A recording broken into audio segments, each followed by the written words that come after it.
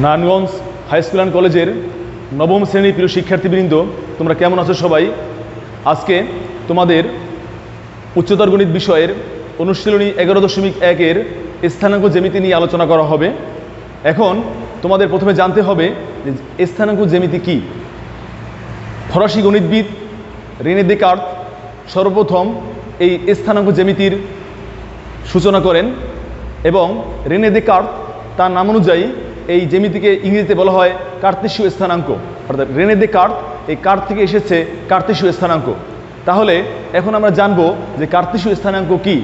যেমন তোমরা ক্লাস 7 থেকে পড়ে আসছো, যেমন সেখানে ছিল লেখচিত্র, বিন্দু স্থাপন করা। সে বিন্দু স্থাপন করতে হলে তোমাদেরকে দুইটা অক্ষ জানা ছিল। সে অক্ষ দুইটা কি দেখো, একটা ছিল এক্স অক্ষ, একটা ওয়াই অক্ষ। এখন মনে করো এটাকে আনুভূমিক যেটা থাকে তাকে আমরা বলি এক্স অক্ষ, এক্স, আর এটাকে দাও এক্স প্রাইম। আর উলম্ব যেটা থাকে এই উলম্ব রেখাটাকে বলা হয় ওয়াই অক্ষ। এভাবে এই এক্স অক্ষ আর ওয়াই অক্ষ এই একজোড়া সরলরেখা পরস্পরকে সমকোণে মিলিত হলে মোট অক্ষ তৈরি হয় চারটা, মানে চারটা চতুর্ভাগ তৈরি হয়। এটাকে বলা হয় প্রথম চতুর্ভাগ, এটা দ্বিতীয় চতুর্ভাগ, এটা তৃতীয়, এটা চতুর্থ। এটা এন্টিক্লকওয়াইজ অর্থাৎ ঘড়ির কাঁটার বিপরীত দিকে ঘুরে। যেমন আমরা এটাকে বলবো প্রথম চতুর্ভাগ, এটা হবে দ্বিতীয় চতুর্ভাগ, এটা হলো তৃতীয় চতুর্ভাগ, এটা হলো চতুর্থ চতুর্ভাগ। আর এই যেখানে ছেদ করে এক্স অক্ষ এবং ওয়াই অক্ষ, যে বিন্দুতে ছেদ করে তাকে বলা হয় মূলবিন্দু। আর এই মূলবিন্দুকে আমরা ও দ্বারা প্রকাশ করি, এটার স্থানাঙ্ক বলা হয় 0, 0। মূলবিন্দুকে আমরা প্রকাশ করি অর্থাৎ 0, 0 বিন্দু। এখানে এই এক্সের মানও 0, ওয়াইয়ের মানটাও 0। ইংরেজিতে মূলবিন্দুকে বলা হয় অরিজিন। এখন তোমরা সবাই জানো ক্লাস 7, 8 তোমরা জেনে আসছো এখান থেকে যে এই স্থানাঙ্ক ব্যবস্থাপনায় আমাদের এই ওয়াই অক্ষের ডান দিকে হবে এক্স পজিটিভ আর বাম দিকে হবে এক্স নেগেটিভ। আর এক্স অক্ষের উপরের দিকে হবে ওয়াই পজিটিভ, নিচের দিকে হবে ওয়াই নেগেটিভ। এখন একটা বিষয় খেয়াল করো, আমাদের এইখানে এই ক্ষুদ্রতম ঘর রয়েছে। এই ক্ষুদ্রতম ঘরগুলো যখন এক একটা ঘর এক একটাকে ছেদ করে, তখন এই যে এক একটা ঘর এগুলোকে বলা হয় বর্গঘর। আর এই প্রতি বর্গঘরকে আমরা একক ধরে আমরা বিন্দুগুলো স্থাপন করতে পারি। আর সেই ফরাসি গণিতবিদ রেনে দেকার্ত সর্বপ্রথম বিন্দুকে চিত্রের মাধ্যমে চিত্রায়িত করার কৃতিত্ব অর্জন করেন বা কৃতিত্ব দেখিয়েছেন। এই জন্যই তার নামানুসারে এই জ্যামিতিটিকে বলা হয় কার্তেশীয় স্থানাঙ্ক। আশা করি তোমরা বুঝতে পেরেছো। এখন আমরা দেখব কিভাবে এই বিন্দুগুলোকে গ্রাফ কাগজে স্থাপন করা যায়। যদিও তোমরা এগুলো ক্লাস 7, 8-এ জেনে আসছো, তারপর আমি তোমাদেরকে একটা বিষয় দেখাবো, তারপরে তোমাদেরকে বিভিন্ন বিন্দুর দূরত্ব কীভাবে নির্ণয় করতে হয় তা দেখানো হবে। প্রথমে দেখো এখানে একটা অক্ষ, এটাকে বললাম এক্স, এটা এক্স ও এক্স প্রাইম, এটা হলো ওয়াই ও ওয়াই প্রাইম। এখন আমি তোমাদের সহজে বোঝানোর জন্য 1, 2, 3, 4, 5, 1, 2, 3, 4, 5, 1, 2, 3, 4, 5, 1, 2, 3, 4, 5, 1, 2, 3, 4, 5। এখন যদি মনে করো এরকম একটা বিন্দু থাকে 2, 3, এখন এখানে 2 পজিটিভ, 3 পজিটিভ। 2 যদি পজিটিভ হয় তাহলে আমাদের এই মূলবিন্দু থেকে সে যাবে ডান দিকে 2 ঘর, 1, 2, আর 3 আসবে উপরে কয় ঘর, 3 ঘর। তাহলে আমাদের এই 2, 3 বিন্দুটি কোথায় অবস্থিত হলো, প্রথম চতুর্ভাগে। অর্থাৎ আমরা এই গ্রাফ পেপারের মাধ্যমে, বা এটাকে ইংরেজিতে বলে গ্রাফ পেপার, বাংলায় বলা হয় ছক কাগজ, আমরা এই ছক কাগজের মাধ্যমে এই বিন্দুটিকে গ্রাফ কাগজ স্থাপন করতে পারলাম। এবার যদি দেখো আমি এই বিন্দুটাকেই বলি যদি এরকম থাকে -2, 3, তাহলে মাইনাস হলে এখান থেকে যে বাম দিকে কয় ঘর, 2 ঘর, 1, 2, আর যেহেতু 3 পজিটিভ সে উপরে যাবে কয় ঘর, 3 ঘর, 1, 2, 1, 2, 3, এটা হবে -2, 3। তাহলে এটা বললো কোন চতুর্ভাগে, এই বিন্দুটা দ্বিতীয় চতুর্ভাগে। এবার দেখো যদি এরকম হয় -2, -3, তাহলে এখন এখানে -1, -2 আর 3টা নিচে আসবে এখানে 1, 2, 3। তাহলে আমরা দেখতে পেলাম যে -2, -3 তা পড়লো তৃতীয় চতুর্ভাগে। এইভাবে দেখো যদি এরকম থাকে 2, -3, এখানে 2 পজিটিভ, 3 নেগেটিভ, তাহলে এখন 1, 2 3 নেগেটিভ 1 2 3 এদিকে আসলো, তাহলে এটা হবে 2 মাইনাস 3। তাহলে এখন এটা হলো চতুর্থ চতুর্ভাগে। তাহলে তোমাদেরকে দেখানো হলো যে এই যে আমাদের অর্থাৎ এক্স এবং ওয়াই এর সাইনের উপরে ভিত্তি করে এই বিন্দুগুলা এক একটি জায়গায় স্থাপিত হয়। আর এভাবে তোমরা যদি এই বিষয়গুলো বুঝতে পারো তাহলে সহজে এই অঙ্কগুলো তোমরা করতে পারবে। অর্থাৎ যদি তুমি একটা বিন্দু কোন স্থানাঙ্কে বসবে, কোন চতুর্ভাগে পড়বে, তুমি যদি এটা সহজে বুঝতে পারো তাহলে এই চ্যাপ্টারের অঙ্ক করতে তোমাদের অনেক সহজ হবে। তাহলে এখন আমরা যাব যে তোমার পরবর্তী স্টেপে যে কিভাবে দুইটা বিন্দুর দূরত্ব, এটা তো আমরা বিন্দু বসালাম, এই বিন্দুর সাথে এই বিন্দুর দূরত্ব কতটুকু, বা এই বিন্দুটা যোগ করলে যে একটা সরলরেখা পাবো সেই সরলরেখাটার দৈর্ঘ্য কতটুকু হবে, এটা কিভাবে নির্ণয় করা যায় তা তোমাদেরকে এটা আমরা সূত্রের মাধ্যমে এখন দেখাবো। আচ্ছা, এখন দেখো তোমাদের আমরা দেখাবো কিভাবে দুইটা বিন্দুর দূরত্ব নির্ণয় করা যায় সেই সূত্রটি। এখন এখানে এ একটা বিন্দু যার স্থানাঙ্ক আমি বললাম x1 y1, আবার বি একটি বিন্দু যার স্থানাঙ্ক x2 y2। এখন এই এ আর এই বি, এই দুইটা বিন্দুর দূরত্ব বা দৈর্ঘ্য আমরা কীভাবে নির্ণয় করতে পারি দেখো, সেই সূত্রটি দেখো। এখানে AB সমান সমান হবে, আমরা প্রথমে দেব রুট এই x1 থেকে x2 বিয়োগ করব, অর্থাৎ x1 minus x2 whole square plus y1 minus y2 whole square, এখানে লাগবে একক। আবার তুমি যদি বলো স্যার আমি এইভাবে না দিয়ে আমি যদি x2 দ্বারা শুরু করি তাহলে কি হবে, বা এখানে এভাবে লিখতে পারো AB বাহুর দৈর্ঘ্য লেখা যাবে। তখন তুমি লিখতে পারবা এভাবে হবে x2 minus x1 whole square plus y2 minus y1 whole square একক, এভাবে লেখা যাবে। অথবা তুমি এভাবে লিখতে পারবা এ ও বি এর দূরত্ব, বা এ বিন্দু ও বি বিন্দুর দূরত্ব যেভাবে লেখো, বা এ বিন্দু ও বি বিন্দুর দূরত্ব তুমি কিন্তু ইচ্ছা করলে ওয়াই দ্বারা শুরু করতে পারবা। যেমন ওয়াই দ্বারা শুরু করলে y2 minus y1 whole square, তখন এখানে হবে x2 minus x1 whole square, এটা হবে একক। এইভাবে তুমি যেভাবেই লেখো একই অ্যান্সার আসবে। কেন আসবে আমি বলি। যেমন মনে করো তুমি যদি 2 থেকে 3 বিয়োগ করে হোল স্কোয়ার দাও, তাহলে -1 এর উপর স্কোয়ার দিলে তোমার হবে +1। আবার যদি তুমি 3 থেকে 2 বিয়োগ করো হোল স্কোয়ার দাও, 1 এর উপর স্কোয়ার দাও, তা হবে 1। তাহলে আমরা যেভাবেই করি দেখা যাবে তোমার অ্যান্সার একই আসতেছে। তাহলে আপাতত তোমরা এই বিষয়টা শিখবা, যেমন এ আর বি, এ এর স্থানাঙ্ক বি এর স্থানাঙ্ক দেওয়া আছে। এই দুইটা স্থানাঙ্ক দেওয়া থাকলে সেখান থেকে আমরা কিভাবে সেই বিন্দু দুটির দূরত্ব অথবা ওই এ আর বি বিন্দুর মাধ্যমে যে সরলরেখা উৎপন্ন হবে তার সেই সরলরেখার দৈর্ঘ্য নির্ণয় করা যাবে, সেই বিষয়গুলো সম্পর্কে আমরা এখান থেকে ধারণা পেলাম। তাহলে এখন আমরা এই সূত্র ব্যবহার করে তোমাদের অনুশীলনী 11.1 যাবতীয় অঙ্কগুলো আমরা করতে পারবো। তাহলে এখন আমরা তোমাদের বইয়ের অঙ্কে চলে যাচ্ছি।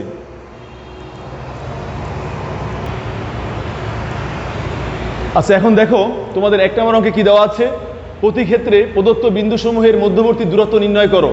এখানে তোমার 3টি অঙ্ক আমি উঠিয়েছি, ক নাম্বার, খ এবং ঘ। আমি প্রতিটি অঙ্কই তোমাদেরকে দেখাবো। আশা করি তোমরা এই 3টি অঙ্ক বুঝতে পারলে তোমাদের পরবর্তী এই 11.1 পরবর্তী অঙ্কগুলো বুঝতে সুবিধা হবে। তাহলে দেখো আমরা কিভাবে করতে পারি। 1 ক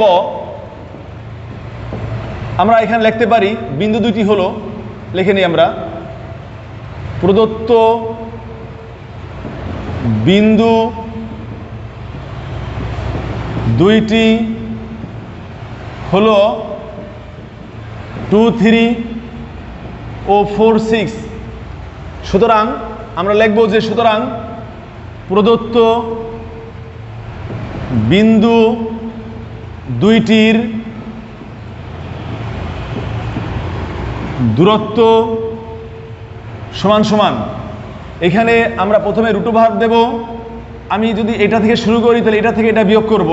আবার তুমি ইচ্ছা করলে এটা থেকে এটা বিয়োগ করলেও পারবে। যদি তুমি এখানে বলো স্যার আমি এটা থেকে অর্থাৎ x2 থেকে বিয়োগ করব, তাহলে হবে 4 - 2 whole square plus 6 y2 - y1 6 - 3 whole square, এখানে লিখবা একক। এবার 4 থেকে 2 বিয়োগ করলে 2 হবে, 2 এর উপর স্কোয়ার দাও 4, 6 থেকে 3 বিয়োগ করলে 3 এর উপর স্কোয়ার দাও 9, তাহলে সমান সমান এখানে হবে 13√13 একক। তোমরা এটাকে এইভাবে রাখলেও চলবে, অথবা এটাকে বর্গমূল করে আসন্ন মান 2 দশমিক বা 3 দশমিক স্থান পর্যন্ত আসন্ন মান বের করে রাখতে পারবে। তাহলে আসন্ন মান বের করে রাখলে তখন আবার সেখানে প্রায় লিখতে হবে, তারপর তোমরা একক লিখবা। আর যদি এভাবে রাখো তাতে কোনো সমস্যা নেই। এখন আমরা খ নাম্বার অঙ্কটি নিয়ে আলোচনা করব।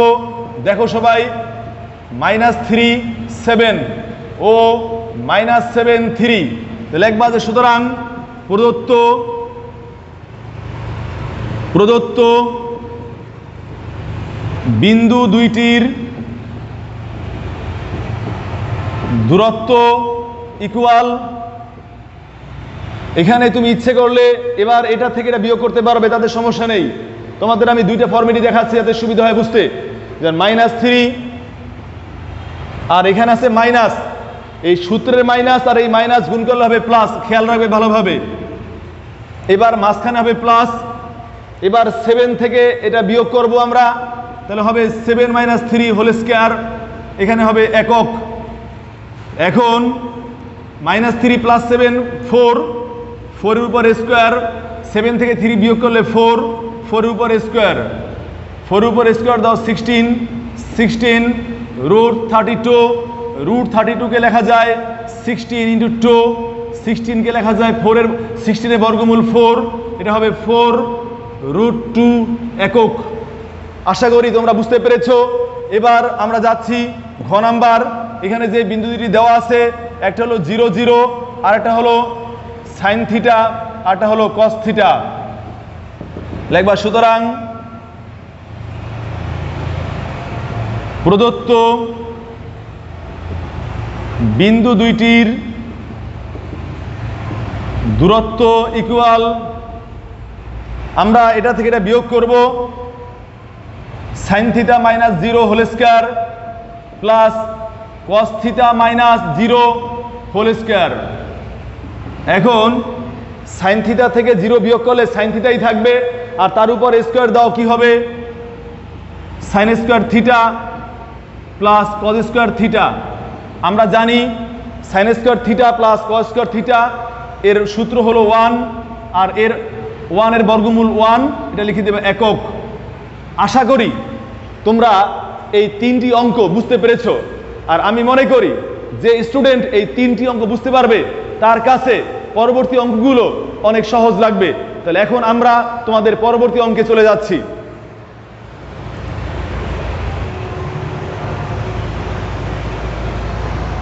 আচ্ছা, এখন দেখো তোমাদের 2 নম্বর একটি অঙ্ক দেওয়া আছে। কি দেওয়া আছে? একটি ত্রিভুজের শীর্ষত্রয় যথাক্রমে a 2 - 4, b -4 4, c 3 3। ত্রিভুজটি অঙ্কন করো এবং দেখাও যে এটি একটি সমদ্বিবাহু ত্রিভুজ। তাহলে এখন সমদ্বিবাহু ত্রিভুজ কাকে বলে? যে ত্রিভুজের দুইটি বাহু সমান তাকে আমরা বলি সমদ্বিবাহু ত্রিভুজ। এখন আমরা বললাম এখানে বিন্দু 3টি হলো যথাক্রমে 3টে বিন্দু দেওয়া আছে। আমরা এই বিন্দু 3টিকে প্রথমে এর কাজ হলো, যখনই এই ধরনের প্রশ্ন তোমাদেরকে দেওয়া হবে যে সমদ্বিবাহু ত্রিভুজ বা সমকোণী ত্রিভুজ বা সমবাহু ত্রিভুজ এই জাতীয় বিষয় বলা হবে, তোমরা এই স্থানাঙ্কগুলো গ্রাফ পেপারে স্থাপন করে তারপরে যোগ করে তারপরে তোমরা বাহুগুলোর দৈর্ঘ্য বের করে যখন দেখাতে পারবে যে এখানে দুইটি বাহু সমান, তাহলে আমরা তাকে বলতে পারবো যে এটি একটি সমদ্বিবাহু ত্রিভুজ। তাহলে এখন আমরা প্রথমে এই বিন্দুগুলো গ্রাফ কাগজে স্থাপন করব। যেমন এখানে হলো 2 - 4, যেমন এখানে 2 - 4, x এর মান 2, এই যে এখানে মূল বিন্দু থেকে ডান দিকে 2 ঘর গেল, কিন্তু আমাদের y এর মান -4, সে নিচের দিকে যাবে কয় ঘর? 4 ঘর, 1 2 3 4 এখানে আসবে। তাহলে এই বিন্দুটি আসলো এখানে, এটার স্থানাঙ্ক 2 - 4। এবারে b -4 4, 1 2 3 4, এই হলো -4, আর 4 গেল উপর এখানে -4 4। সি বিন্দুর স্থানাঙ্ক 3 3, 1 2 3 1 2 3, এখানে সি বিন্দু গেল 3 3। এখন আমরা এটাকে স্কেলের সাহায্যে যোগ করব। যোগ করে দেখো কি পাই।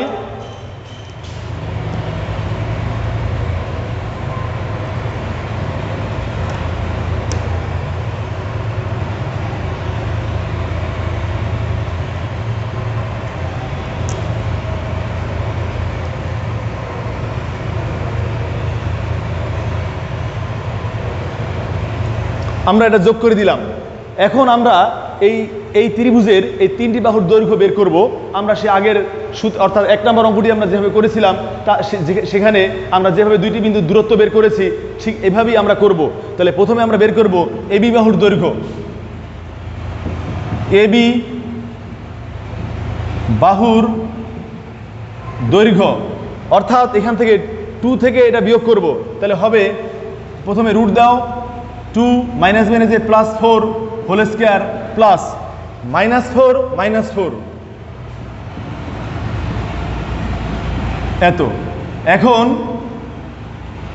4 আর 2 6, 6 এর উপর স্কয়ার দিলে 36, -4 -8 64, এটা যোগ করলে হবে 100 এর বর্গমূল 10 একক। এভাবে আমরা এবার লিখব বিসি বাহুর দৈর্ঘ্য অর্থাৎ বিসি বাহুর দৈর্ঘ্য, রুট চিহ্ন দাও, সেখানে আমরা লিখব 3 বা এটা -4 -3 তুমি দিতে পারবা, তাদের সমস্যা নাই। অর্থাৎ তুমি এখান থেকে যদি শুরু করো, এখানে হলো -4 আর এখানে আমাদের সাইনটা প্লাস, সূত্রের হবে মাইনাস, প্লাস এনেছে minus whole square plus 4 - 3 whole square. এখন -4 -3 -7 বড় করলে 49, 4 থেকে 3 বিয়োগ করলে 1, 1 এর স্কয়ার করলে 1 সমান সমান √50। √50 কে লেখা যায় 25 × 2 অর্থাৎ 5√2 একক। আশা করি তোমরা সবাই বুঝতে পেরেছো। এবারে আমরা যাব হলো আমাদের পরবর্তী অর্থাৎ এসি বাহুর দৈর্ঘ্য। এসি বাহুর দৈর্ঘ্যটা কি আছে দেখো।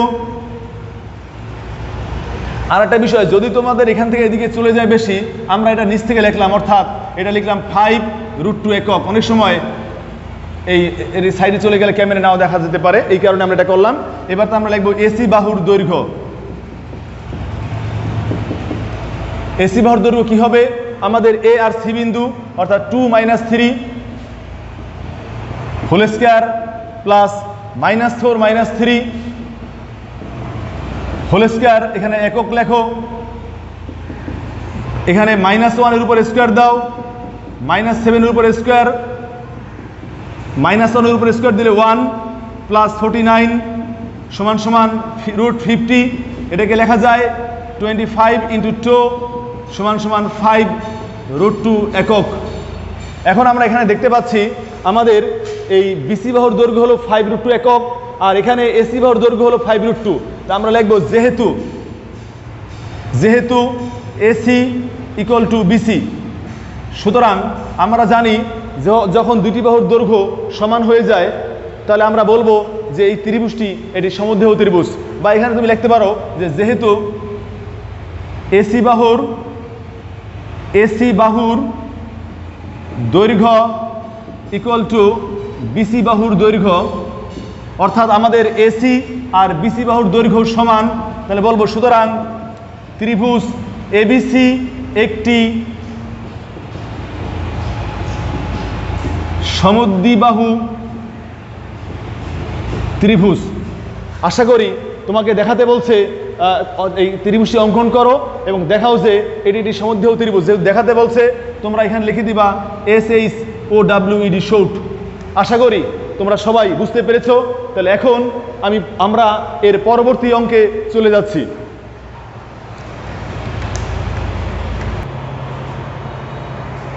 আচ্ছা দেখো, এখন 8 নম্বর অঙ্কটি কি দেওয়া আছে। আমি মনে করি তোমরা এই অঙ্কটি পারলে তোমাদের বইয়ের ম্যাক্সিমাম 11.1 ম্যাক্সিমাম অঙ্কই তোমরা নিজেরা করতে পারবে।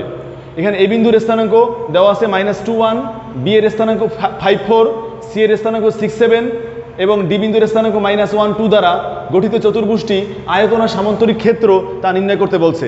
আমরা প্রথমে লিখলাম এখানে বিন্দু চারটি লিখলাম। এখন আমাদের প্রথম কাজ হলো এই বিন্দু চারটিকে গ্রাফ পেপারে স্থাপন করব। তাহলে আমরা প্রথমে এই বিন্দুগুলোকে গ্রাফ পেপারে স্থাপন করব। তাহলে এখানে আমাদের হলো -2 -1, এই যে এই বিন্দুর স্থানাঙ্ক পেলাম আমরা -2 -1, এই যে এখানে 1। এবারে বি বিন্দুর স্থানাঙ্ক 54, 1 2 3 4 5 4 হলো এখানে, তো অর্থাৎ বি এর স্থানাঙ্ক পেলাম আমরা 54।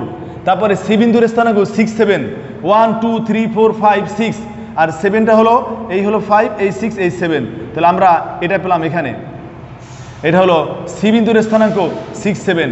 এবার ডি বিন্দুর স্থানাঙ্ক -1, 2, এই হলো -1, এই হলো 2, অর্থাৎ আমাদের এটা হলো ডি বিন্দুর স্থানাঙ্ক -1, 2।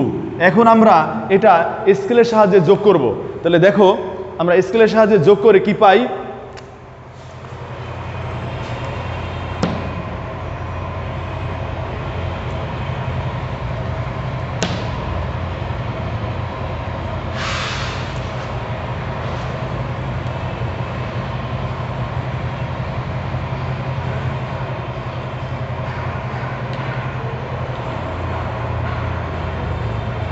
এই আমরা বিন্দুগুলো যোগ করে একটা চতুর্ভুজ পেলাম। এখন আমাকে দেখাতে হবে এটা আয়ত না সামান্তরিক। এই কারণে আমরা প্রথমে এই বাহুর দৈর্ঘ্য নির্ণয় করব। যেমন প্রথমে লিখব এবি, এবি বাহুর দৈর্ঘ্য,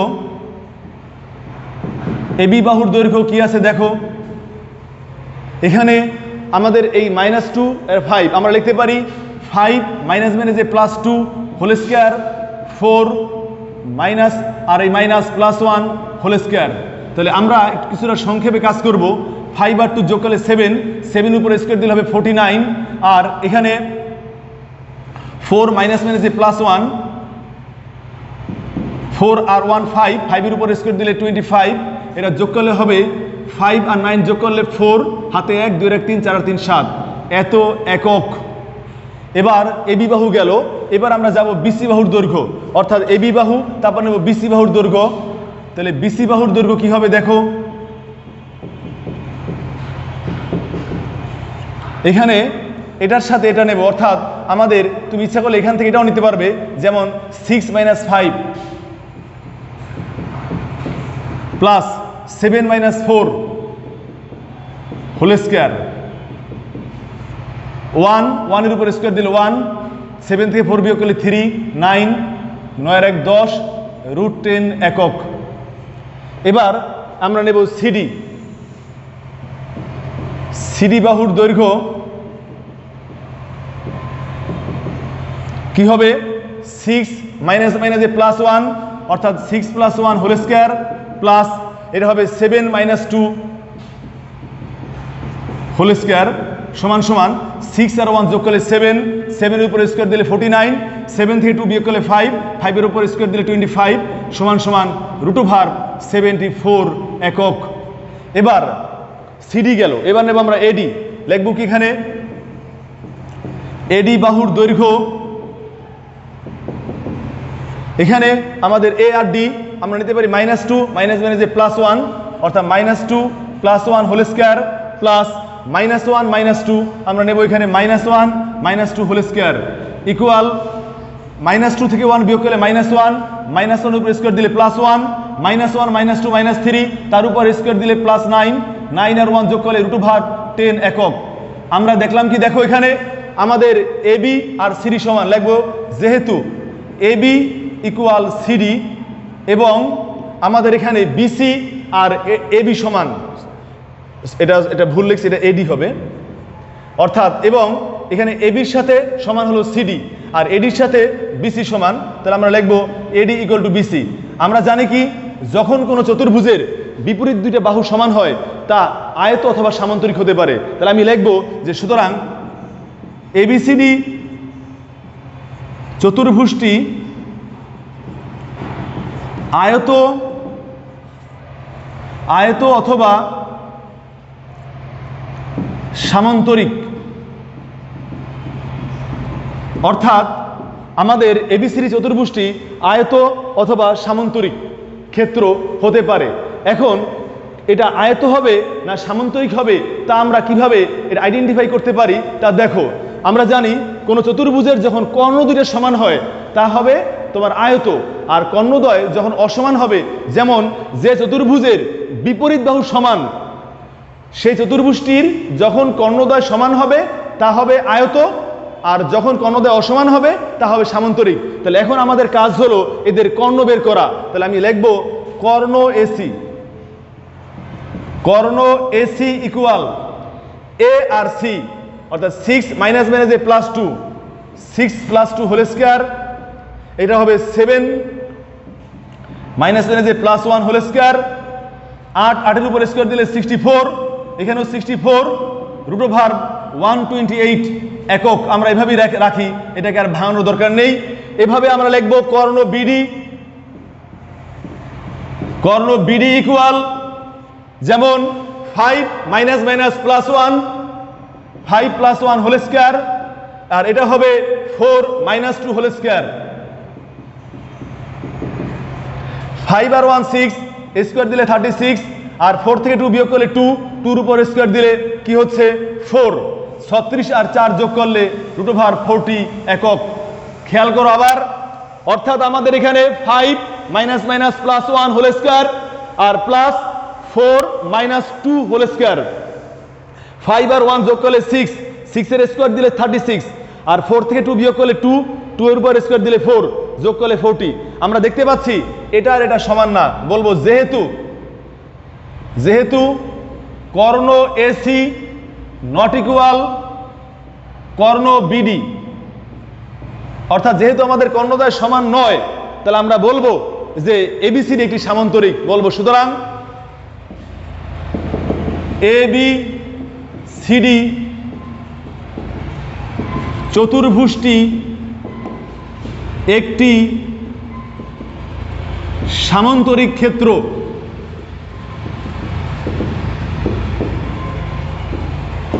অর্থাৎ যেহেতু আমাদের এই কর্ণ দুইটা সমান না, এই কারণে আমাদের এই এবিসিডি চতুর্ভুজটি একটি কি হয়ে গেল বলতো, সামান্তরিক ক্ষেত্র। আর যদি আমাদের এই কর্ণদ্বয় সমান হতো তাহলে এটা হয়তো একটি আয়তক্ষেত্র। এভাবে যখন তোমাদের এরকম 4টি বিন্দু দেওয়া থাকবে, এই যদি এরকম বলে এটি আয়ত না সামান্তরিক, বর্গ না রম্বস, তাহলে তোমরা প্রথমে এটি এরকম গ্রাফে বসাবা, বসিয়ে এরকম বাহুর দৈর্ঘ্য বের করবা। যদি দেখা যায় এর 4টি বাহু সমান, তাহলে বলবা বর্গ অথবা রম্বস। এবং যখন দেখবো 4টি বাহু সমান, তখন যদি তার সেই চতুর্ভুজটির কর্ণদ্বয় সমান হয় তাহলে হবে বর্গ, আর কর্ণদ্বয় যদি অসমান হয় তাহলে হবে রম্বস। এভাবে আমরা এই বিন্দু দেওয়া থাকলে তা আয়ত, সামান্তরিক, বর্গ না রম্বস হবে তা আমরা স্থানাঙ্ক জ্যামিতির সাহায্যে নির্ণয় করতে পারি। ঠিক এভাবে আমরা যদি দেখতে পাই 3টি বিন্দুর স্থানাঙ্ক দেওয়া আছে, সেই বিন্দু 3টি দ্বারা গঠিত ত্রিভুজটি সমবাহু ত্রিভুজ, সমদ্বিবাহু ত্রিভুজ না সমকোণী ত্রিভুজ হবে তা আমরা এভাবে বের করতে পারি। তাহলে আশা করি তোমরা এই 11.1-এর যে অঙ্কগুলো আজকে করানো হলো তোমরা সবাই বুঝতে পেরেছো। এখন বাসায় তোমরা এই ধরনের অঙ্কগুলো, এই চ্যাপ্টারের যে অঙ্কগুলো রয়েছে, এই আশা করি তোমরা করতে পারবে। তাহলে যদি বারবার এই অঙ্কগুলো করো, তোমাদের বই অনুশীলনী 11.1-এর বই এবং উদাহরণের যে অঙ্কগুলো রয়েছে তোমরা সহজে করতে পারবে। আজকে এ পর্যন্তই থাকবে। আমরা তোমাদের পরবর্তী ক্লাসে অনুশীলনী 11.2 তোমাদেরকে শেখাবো। তো ভালো থাকো সবাই, আল্লাহ হাফেজ।